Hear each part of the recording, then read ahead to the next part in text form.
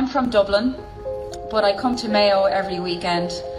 But I wanted to talk about what the situation is like where I live, because you have not seen what is coming yet, and I have. Where I live is about 85% foreign nationals.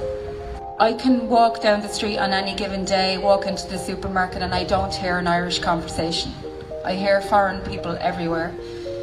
My child is one of 30 children in her class, and she's the only Irish child. She came home crying from school a few weeks ago because she doesn't understand what any of her friends are saying.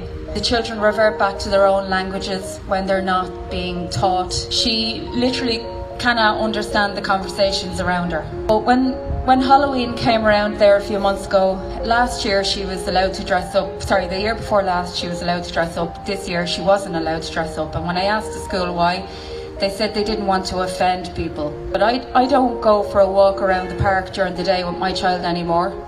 I have a big dog and I don't go for a walk by myself anymore. I very rarely leave my house because where I live is so unsafe. And that is the reality that you're facing if you don't make a stand.